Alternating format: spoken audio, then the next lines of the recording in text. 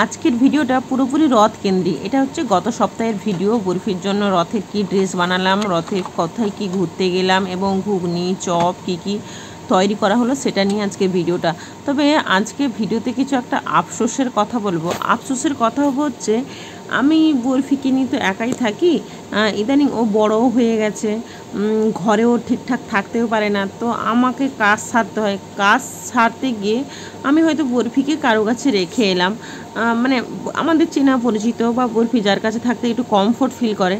আমি যখন কাজ করছি ভাবছি হয়তো যা হোক বরফি একটু খেলছে বা বরফির কি বলবো সময় কাটছে ঘরে একা থাকাতে। কিন্তু আফসোসের বিষয়, আমি যখন কাজ বাজ সারার পরে যাই না বরফিকে আনতে, যে কারোর কাছেও আমি একদম নিকট মানুষের কথাগুলোই বলছি, আমি যখন দেখি না তারা বরফিকে মোবাইল দিয়ে গান দেখাচ্ছে, ভিডিও দেখাচ্ছে, নাচ দেখাচ্ছে, মানে বা কার্টুন দেখাচ্ছে, মানে বরফিকে সামলানো। আমি যেটা মনে মনে মা হয়ে চাইছি যে যা হোক বরফি একটু খেলছে, ঘুরছে, আনন্দ করছে, একটু সময় কাটছে। না, বরফিকে ওনারাও, আমি বলছি না যে বরফির প্রতি ওনাদের ভালোবাসা নেই বা হ্যাঁ জানি বরফি খুব বদমাশি করে, ওকে রাখাটা অনেকটা টাফ, কিন্তু তারপরেও ভাবছি যে সেই মানে ওর সঙ্গে সময় কাটানোর থেকে মোবাইলে ওকে লিপ্ত করা, মানে এটা আমার কাছে কেমন একটা হতাশা, আফসোস হয় না কি, কারো উপরে যেন কেমন একটা ভরসা করতে পারছি না।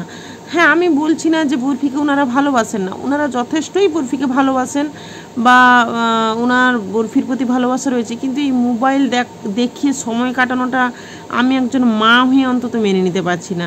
মানে এক্ষেত্রে আমি বলতে পারি আমার স্বামীকেও আমি বিশ্বাস করি না, ও বরফিকে মোবাইল দেখিয়ে সময় কাটায়, এটা আমার কাছে কাম্য নয়।